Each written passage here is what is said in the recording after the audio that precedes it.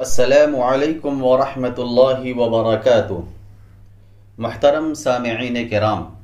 سیرت النبی صلی اللہ علیہ وسلم کا یہ 22واں پارٹ ہے۔ اس حصے میں ہم آپ کو بتائیں گے کہ جنگ بدر میں کتنے مسلمان شہید ہوئے، شہداء میں مہاجرین کتنے تھے اور انصار کتنے، مشرکین میں سے کتنے مارے گئے اور کتنے قید ہوئے۔ خاتمہ جنگ کے بعد مرے ہوئے مشرکین کے پاس کھڑے ہو کر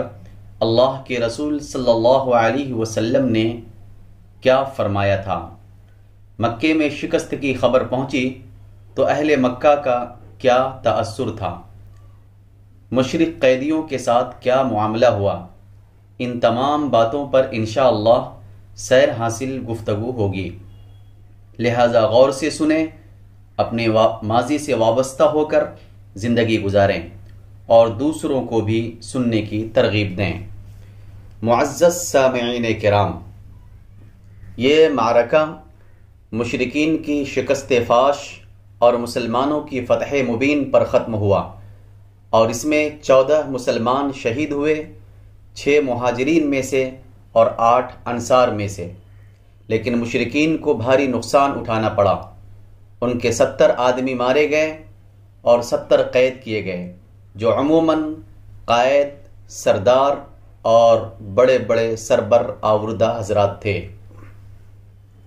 خاتمہ جنگ کے بعد رسول اللہ صلی اللہ علیہ وسلم نے مقتولین کے پاس کھڑے ہو کر فرمایا، تم لوگ اپنے نبی کے لیے کتنا برا کنبہ اور قبیلہ تھے، تم نے مجھے جھٹلایا جبکہ اوروں نے میری تصدیق کی، تم نے مجھے بے یار و مددگار چھوڑا جبکہ اوروں نے میری تائید کی، تم نے مجھے نکالا جبکہ اوروں نے مجھے پناہ دی۔ اس کے بعد آپ نے حکم فرمایا اور انہیں گھسیٹ کر بدر کے کنویں میں ڈال دیا گیا۔ حضرت ابو طلحہ رضی اللہ عنہ سے روایت ہے کہ نبی کریم صلی اللہ علیہ وسلم کے حکم سے بدر کے روز قریش کے 24 بڑے بڑے سرداروں کی لاشیں بدر کے گندے خبیث کنویں میں پھینک دی گئی۔ آپ کا دستور تھا کہ آپ جب کسی قوم پر فتح یاب ہوتے تو 3 دن میدان جنگ میں قیام فرماتے۔ چنانچہ جب بدر میں تیسرا دن آیا تو آپ کے حسب الحکم آپ کی سواری پر کجاوا کسا گیا۔ اس کے بعد آپ صلی اللہ علیہ وسلم پیدل چلے اور پیچھے پیچھے صحابہ کرام بھی چلے، یہاں تک کہ آپ کنویں کی بار پر کھڑے ہو گئے۔ پھر انہیں ان کا اور ان کے باپ کا نام لے لے کر پکارنا شروع کیا، اے فلاں بن فلاں اور اے فلاں بن فلاں، کیا تمہیں یہ بات خوش آتی ہے کہ تم نے اللہ اور اس کے رسول کی اطاعت کی ہوتی، کیونکہ ہم سے ہمارے رب نے جو وعدہ کیا تھا اسے ہم نے برحق پایا، تو کیا تم سے تمہارے رب نے جو وعدہ کیا تھا اسے تم نے برحق پایا؟ حضرت عمر رضی اللہ عنہ نے عرض کی، یا رسول اللہ، آپ ایسے جسموں سے کیا باتیں کر رہے ہیں جن میں روح ہی نہیں؟ نبی کریم صلی اللہ علیہ وسلم نے فرمایا، اس ذات کی قسم جس کے ہاتھ میں محمد کی جان ہے، میں جو کچھ کہہ رہا ہوں اسے تم لوگ ان سے زیادہ نہیں سن رہے ہو، اور ایک روایت میں ہے کہ تم لوگ ان سے زیادہ سننے والے نہیں، لیکن یہ لوگ جواب نہیں دے سکتے۔ مشرکین نے میدان بدر سے غیر منظم شکل میں بھاگتے ہوئے تتر بتر ہو کر گھبراہٹ کے عالم میں مکے کا رخ کیا۔ شرم و ندامت کے سبب ان کی سمجھ میں نہیں آ رہا تھا کہ کس طرح مکے میں داخل ہوں۔ ابن اسحاق کہتے ہیں کہ سب سے پہلے جو شخص قریش کی شکست کی خبر لے کر مکہ وارد ہوا وہ حیثمان بن عبداللہ خزاعی تھا۔ لوگوں نے اس سے دریافت کیا کہ پیچھے کی کیا خبر ہے؟ اس نے کہا، عتبہ بن ربیعہ، شیبہ بن ربیعہ، ابو الحکم بن ہشام، امیہ بن خلف اور مزید کچھ سرداروں کا نام لیتے ہوئے یہ سب قتل کر دیے گئے۔ جب اس نے مقتولین کی فہرست میں اشراف قریش کو گنانا شروع کیا تو صفوان بن امیہ نے جو حتیم میں بیٹھا تھا کہا، خدا کی قسم اگر یہ ہوش میں ہے تو اس سے میرے متعلق پوچھو۔ لوگوں نے پوچھا، صفوان بن امیہ کا کیا ہوا؟ اس نے کہا، وہ دیکھو حتیم میں بیٹھا ہوا ہے، بخدا اس کے باپ اور اس کے بھائی کو قتل ہوتے ہوئے میں نے خود دیکھا ہے۔ رسول اللہ صلی اللہ علیہ وسلم کے مولا ابو رافع کا بیان ہے کہ میں ان دنوں حضرت عباس رضی اللہ عنہ کا غلام تھا، ہمارے گھر میں اسلام داخل ہو چکا تھا، حضرت عباس رضی اللہ عنہ مسلمان ہو چکے تھے، ام الفضل مسلمان ہو چکی تھی، میں بھی مسلمان ہو چکا تھا، البتہ حضرت عباس نے اپنا اسلام چھپا رکھا تھا۔ ادھر ابو لہب جنگ بدر میں حاضر نہ ہوا تھا، جب اسے خبر ملی تو اللہ نے اس پر ذلت و روسیاہی طاری کر دی اور ہمیں اپنے اندر قوت و عزت محسوس ہوئی۔ میں کمزور آدمی تھا، تیر بنایا کرتا تھا اور زمزم کے حجرے میں بیٹھا تیر کے دستے چھیلتا رہتا تھا، واللہ اس وقت میں حجرے میں بیٹھا اپنے تیر چھیل رہا تھا، میرے پاس ام الفضل بیٹھی ہوئی تھی اور جو خبر آئی تھی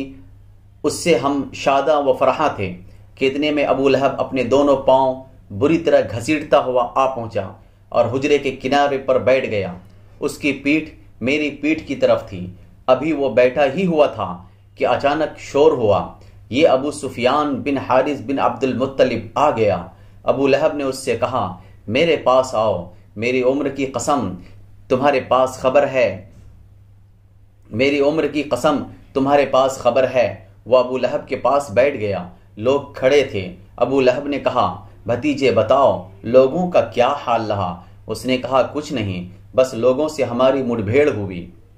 اور ہم نے اپنے کندھے ان کے حوالے کر دیے، وہ ہمیں جیسے چاہتے تھے قتل کرتے تھے اور جیسے چاہتے تھے قید کرتے تھے، اور خدا کی قسم میں اس کے باوجود لوگوں کو ملامت نہیں کر سکتا۔ در حقیقت ہماری مڈ بھیڑ کچھ ایسے گورے چٹے لوگوں سے ہوئی تھی جو آسمان و زمین کے درمیان چت کبرے گھوڑوں پر سوار تھے، خدا کی قسم نہ وہ کسی چیز کو چھوڑتے تھے اور نہ کوئی چیز ان کے مقابل ٹک پاتی تھی۔ ابو رافع کہتے ہیں کہ میں نے اپنے ہاتھ سے خیمے کا کنارہ اٹھایا، پھر کہا وہ خدا کی قسم فرشتے تھے۔ یہ سن کر ابو لہب نے اپنا ہاتھ اٹھایا اور میرے چہرے پر زوردار تھپڑ رسید کیا، میں اس سے لڑ پڑا لیکن اس نے مجھے اٹھا کر زمین پر پٹک دیا، پھر میرے اوپر گھٹنے کے بل بیٹھ کر مجھے مارنے لگا۔ میں کمزور جو ٹھہرا، لیکن اتنے میں ام الفضل نے اٹھ کر خیمے کا ایک کھمبا لیا اور اسے ایسی مار ماری کہ سر میں بری طرح چوٹ آ گئی، اور ساتھ ہی بولی اس کا مالک نہیں ہے اس لیے اسے کمزور سمجھ رکھا ہے۔ ابو لہب رسوا ہو کر اٹھا اور چلا گیا۔ اس کے بعد خدا کی قسم صرف 7 رات گزری تھی کہ اللہ نے اسے عدسہ ایک قسم کے طاعون کی مار ماری اور اس کا خاتمہ کر دیا۔ عدسہ کی گلٹی کو عرب بہت منحوس سمجھتے تھے، چنانچہ مرنے کے بعد اس کے بیٹوں نے بھی اسے یوں ہی چھوڑ دیا اور وہ 3 روز تک بے گور و کفن پڑا رہا، کوئی اس کے قریب نہ جاتا تھا اور نہ اس کی تدفین کی کوشش کرتا تھا۔ جب اس کے بیٹوں کو خطرہ محسوس ہوا کہ اس طرح چھوڑنے پر لوگ انہیں ملامت کریں گے تو ایک گڑھا کھود کر اسی میں لکڑی سے اس کی لاش ڈھکیل دی اور دور ہی سے پتھر پھینک کر چھپا دی۔ غرض اس طرح مکے کو میدان بدر کی شکست فاش کی خبر ملی اور ان کی طبیعت پر اس کا نہایت برا اثر پڑا، حتیٰ کہ انہوں نے مقتولین پر نوحہ کرنے کی ممانعت کر دی تاکہ مسلمانوں کو شماتت کا موقع نہ ملے۔ اس سلسلے کا ایک دلچسپ واقعہ یہ ہے کہ جنگ بدر میں اسود بن عبد المطلب کے 3 بیٹے مارے گئے، اس لیے وہ ان پر رونا چاہتا تھا۔ وہ اندھا آدمی تھا۔ ایک رات اس نے ایک نوحہ کرنے والی عورت کی آواز سنی، جھٹ اپنے غلام کو بھیجا اور کہا ذرا دیکھو کیا نوحہ کرنے کی اجازت مل گئی ہے؟ کیا قریش اپنے مقتولین پر رو رہے ہیں تاکہ میں بھی اپنے بیٹے ابو حکیمہ پر روؤں، کیونکہ میرا سینہ جل رہا ہے۔ غلام نے واپس آ کر بتایا کہ یہ عورت تو اپنے ایک گمشدہ اونٹ پر رو رہی ہے۔ اسود یہ سن کر اپنے آپ پر قابو نہ پا سکا اور بے اختیار کہہ پڑا اتبکی ان یضل لها بعیر ویمنعها من النوم السہود فلا تبکی علی بکر ولكن على بدر تقاصرت الجدود على بدر صرات بني حصيص ومخزوب ورهط أبي الوليد وبكي إن بكيت على عقيل وبكي حارثا أسد الأسود وبكيهم ولا تسمى جميعا ولا لأبي حكيمة من نديد الا قد ساد بعدهم رجال ولولا یوم بدر لم یسودوا۔ اس کا ترجمہ ہے، کیا وہ اس بات پر روتی ہے کہ اس کا اونٹ غائب ہو گیا اور اس پر بے خوابی نے اس کی نیند حرام کر رکھی ہے؟ تو اونٹ پر نہ رو، تو اونٹ پر نہ رو بلکہ بدر پر رو جہاں قسمتیں پھوٹ گئیں۔ ہاں بدر پر رو جہاں بنی حسیس، بنی مخزوم اور ابو الولید کی قبیلے کے سربر آوردہ افراد ہیں۔ اگر رونا ہی ہے تو عقیل پر رو اور حارث پر رو جو شیروں کا شیر تھا۔ تو ان لوگوں پر رو اور سب کا نام نہ لے، اور ابو حکیمہ کا تو کوئی ہمسر ہی نہ تھا۔ دیکھو ان کے بعد ایسے ایسے لوگ سردار ہو گئے کہ اگر بدر کا دن نہ ہوتا تو وہ سردار نہ ہو سکتے تھے۔ محترم سامعین کرام، ادھر مسلمانوں کی فتح مکمل ہو چکی تو رسول اللہ صلی اللہ علیہ وسلم نے اہل مدینہ کو جلد از جلد خوشخبری دینے کے لیے 2 قاصد روانہ فرمائے۔ ایک حضرت عبداللہ بن رواحہ رضی اللہ عنہ جنہیں عوالی مدینہ یعنی بالائی مدینہ کے باشندوں کے پاس بھیجا گیا تھا، اور دوسرے حضرت زید بن حارثہ رضی اللہ عنہ جنہیں زیری مدینہ کے باشندوں کے پاس بھیجا گیا تھا۔ اس دوران یہود اور منافقین نے جھوٹے پروپیگنڈے کر کے مدینے میں ہلچل بپا کر رکھی تھی، یہاں تک کہ یہ بھی اڑا رکھا تھا کہ نبی کریم صلی اللہ علیہ وسلم قتل کر دیے گئے ہیں۔ چنانچہ جب ایک منافق نے حضرت زید بن حارثہ رضی اللہ عنہ کو نبی کریم صلی اللہ علیہ وسلم کی اونٹنی قصوہ پر سوار آتے دیکھا تو بول پڑا، واقعی محمد صلی اللہ علیہ وسلم قتل کر دیے گئے ہیں، دیکھو دیکھو یہ تو انہی کی اونٹنی ہے، ہم اسے پہچانتے ہیں، اور یہ زید بن حارثہ ہے، شکست کھا کر بھاگا ہے اور اس قدر مرعوب ہے کہ اس کی سمجھ میں نہیں آتا کہ کیا کہے۔ بہرحال جب دونوں قاصد پہنچے تو مسلمانوں نے انہیں گھیر لیا اور ان سے تفصیلات سننے لگے، حتیٰ کہ انہیں یقین آ گیا کہ مسلمان فتح یاب ہوئے ہیں۔ اس کے بعد ہر طرف مسرت و شادمانی کی لہر دوڑ گئی اور مدینے کے در و بام تحلیل و تکبیر کے نعروں سے گونج اٹھے، اور جو سربر آوردہ مسلمان مدینے میں رہ گئے تھے وہ رسول اللہ صلی اللہ علیہ وسلم کو اس فتح مبین کی مبارکباد دینے کے لیے بدر کے راستے پر نکل پڑے۔ حضرت اسامہ بن زید رضی اللہ عنہ کا بیان ہے کہ ہمارے پاس اس وقت خبر پہنچی جب رسول اللہ صلی اللہ علیہ وسلم کی صاحبزادی حضرت رقیہ رضی اللہ عنہا کو،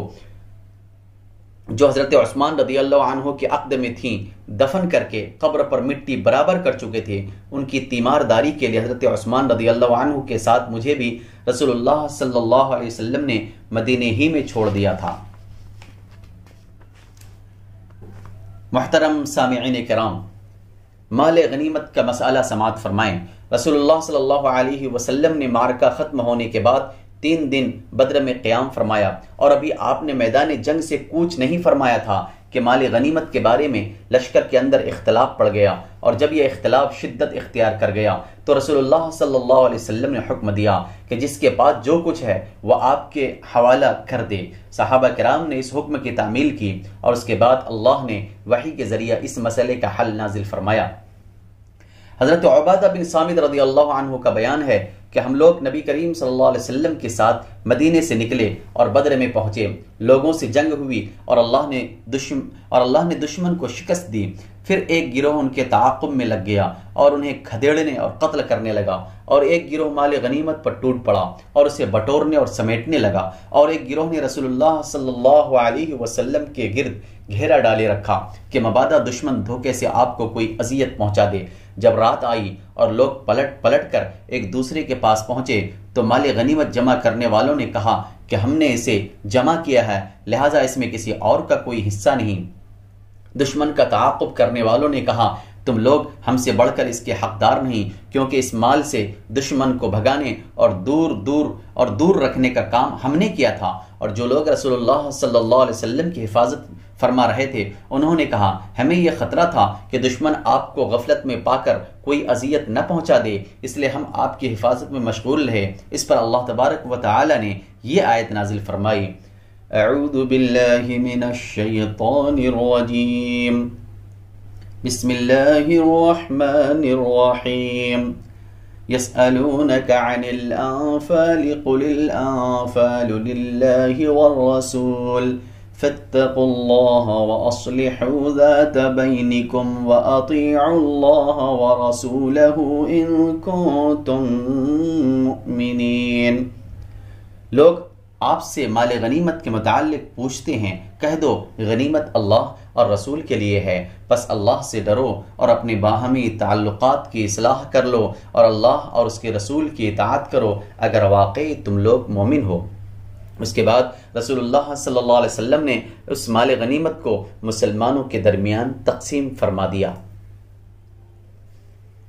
رسول اللہ صلی اللہ علیہ وسلم 3 روز بدر میں قیام فرما کر مدینے کے لیے چل پڑے۔ آپ کے ہمراہ مشرک قیدی بھی تھے اور مشرکین سے حاصل کیا ہوا مال غنیمت بھی آپ نے حضرت عبداللہ بن کعب رضی اللہ عنہ کو اس کی نگرانی سونپی تھی۔ جب آپ وادی صفرا کے درے سے باہر نکلے تو درے اور نازیہ کے درمیان ایک ٹیلے پر پڑاؤ ڈالا اور وہیں خمس یعنی 5واں حصہ علیحدہ کر کے باقی مال غنیمت مسلمانوں پر برابر تقسیم کر دیا۔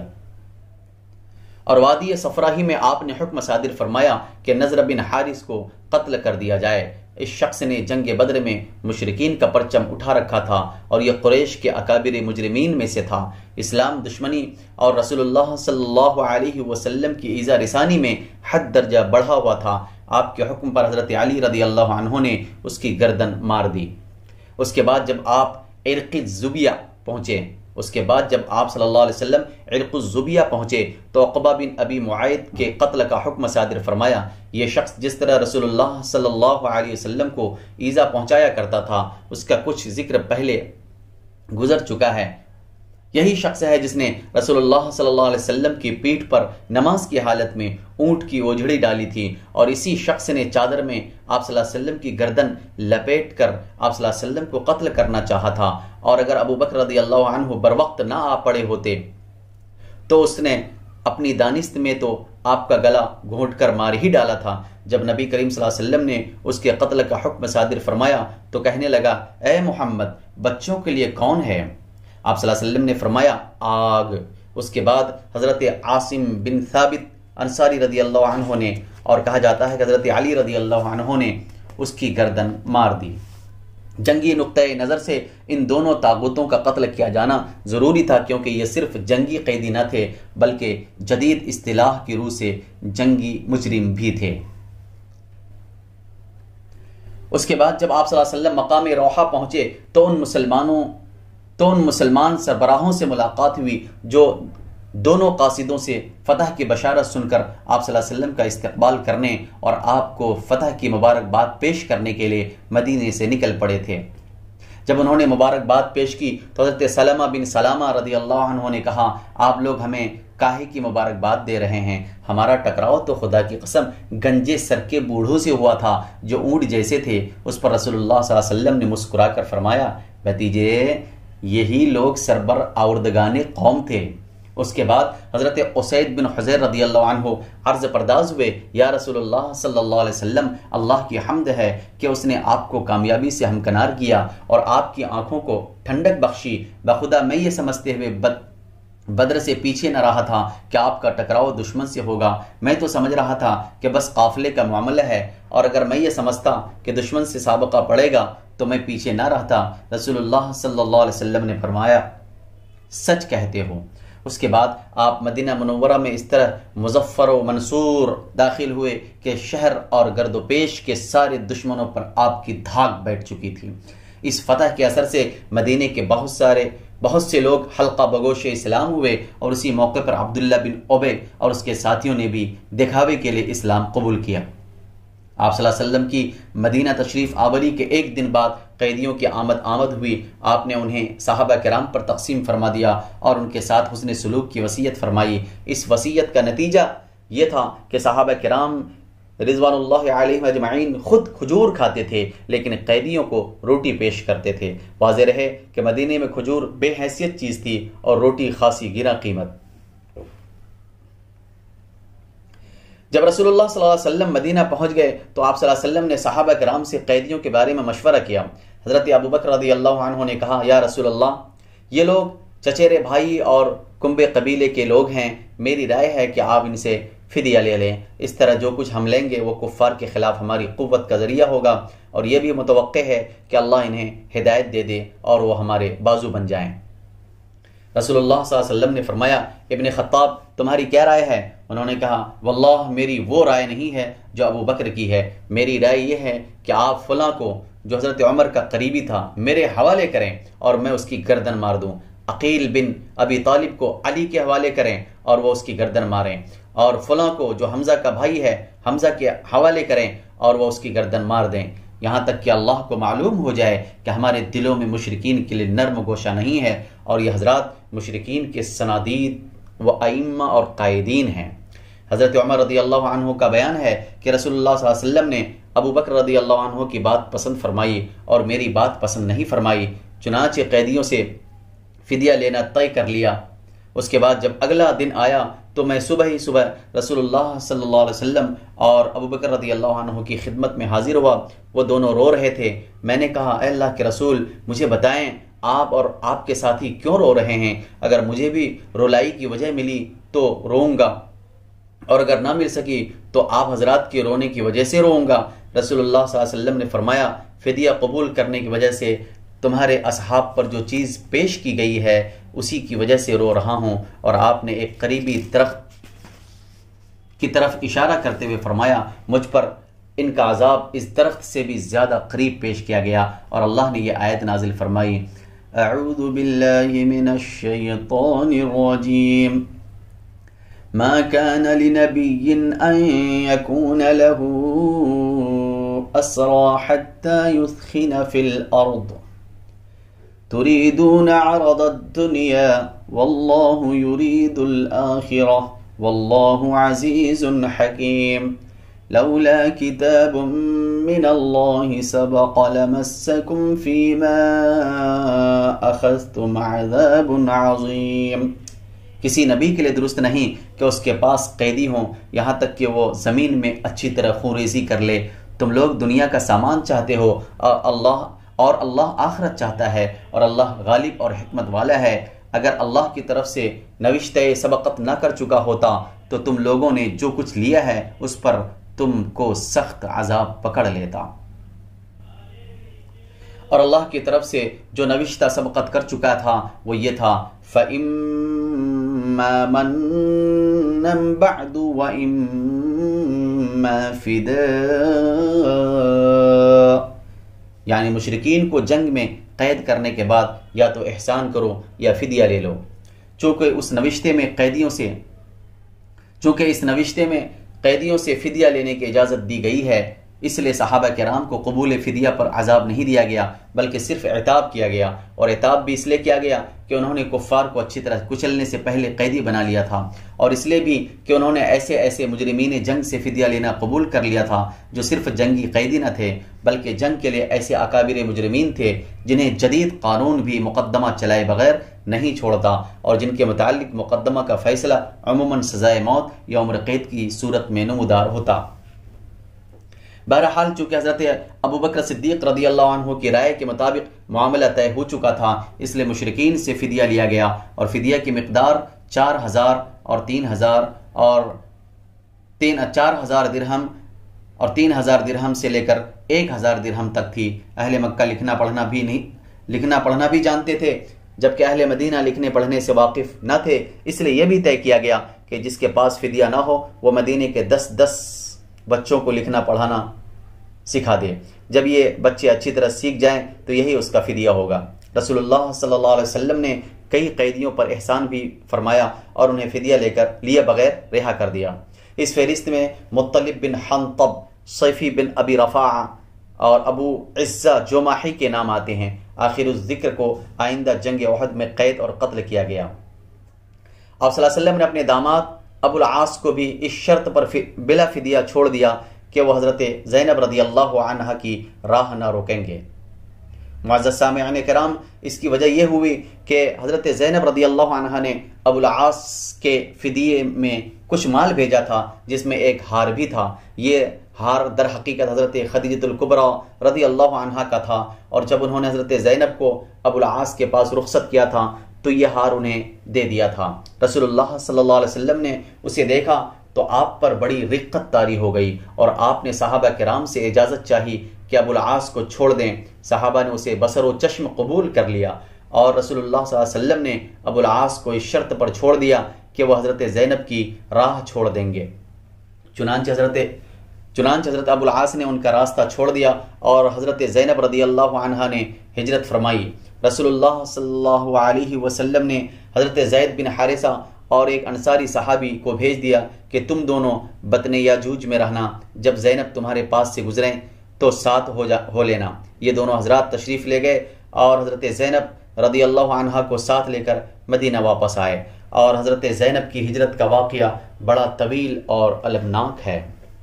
قیدیوں میں سہیل بن عمرو بھی تھا جو بڑا زبان آور خطیب تھا۔ حضرت عمر رضی اللہ عنہ نے کہا، اے اللہ کے رسول صلی اللہ علیہ وسلم، سہیل بن عمرو کے اگلے 2 دانت توڑوا دیجئے، اس کی زبان لپٹ جایا کرے گی اور وہ کسی جگہ خطیب بن کر آپ کے خلاف کبھی کھڑا نہ ہو سکے گا۔ لیکن رسول اللہ صلی اللہ علیہ وسلم نے ان کی یہ گزارش مسترد کر دی، کیونکہ یہ مسئلے کے ضمن میں آتا ہے جس پر قیامت کے روز اللہ کی طرف سے پکڑ کا خطرہ تھا۔ حضرت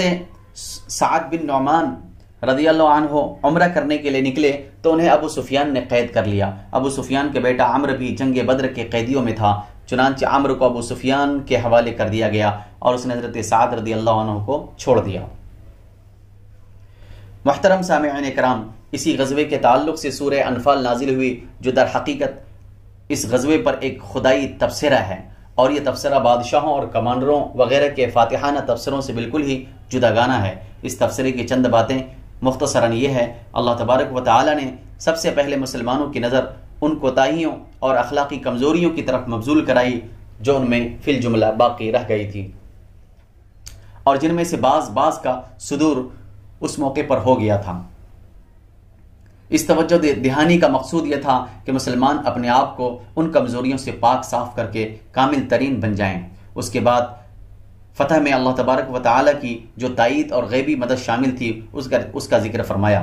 اس کا مقصود یہ تھا کہ مسلمان اپنی شجاعت و بصالت کے فریب میں نہ آ جائیں، جس کے نتیجے میں مزاج و طباع پر غرور و تکبر کا تسلط ہو جاتا ہے، بلکہ وہ اللہ تبارک و تعالی پر توکل کریں اور اس کے اور پیغمبر صلی اللہ علیہ وسلم کی اطاعت کیش رہیں۔ پھر ان بلند اغراض و مقاصد کا تذکرہ کیا گیا جن کے لیے رسول اللہ صلی اللہ علیہ وسلم نے اس خوفناک اور خونریز معرکے میں قدم رکھا تھا، اور اسی ضمن میں ان اخلاق و اوصاف کی نشاندہی کی گئی ہے جو معرکوں میں فتح کا سبب بنتے ہیں۔ پھر مشرکین و منافقین کو اور یہود اور جنگی قیدیوں کو مخاطب کر کے ایسی بلیغ نصیحت فرمائی گئی ہے کہ وہ حق کے سامنے جھک جائیں اور اس کے پابند بن جائیں۔ اس کے بعد مسلمانوں کو مال غنیمت کے معاملے میں مخاطب کرتے ہوئے انہیں اس مسئلے کے تمام بنیادی قواعد و اصول سمجھائے اور بتائے گئے ہیں۔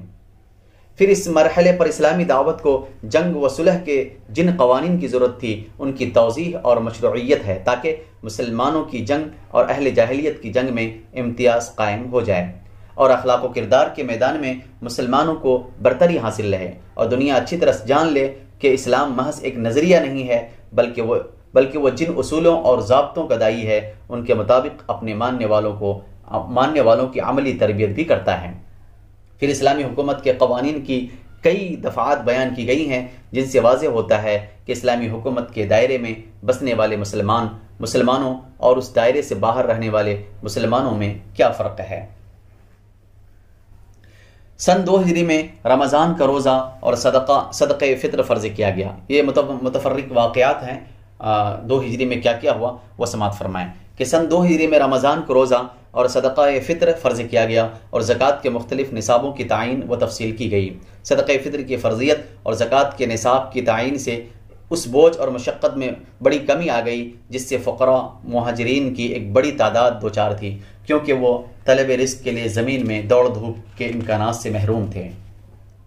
پھر نہایت نفیس موقع اور خوشگوار اتفاق یہ تھا کہ مسلمانوں نے اپنی زندگی میں پہلی عید جو منائی وہ شوال 2 ہجری کی عید تھی، جو جنگ بدر کی فتح مبین کے بعد پیش آئی۔ کتنی خوشگوار تھی یہ عید سعید، جس کی سعادت اللہ تبارک و تعالی نے مسلمانوں کے سر پر فتح و عزت کا تاج رکھنے کے بعد عطا فرمائی۔ اور کتنا ایمان افروز تھا اس نماز عید کا منظر جسے مسلمانوں نے اپنے گھروں سے نکل کر تکبیر و توحید اور تحمید و تسبیح کی آوازیں بلند کرتے ہوئے میدان میں جا کر ادا کیا تھا۔ اس وقت حالت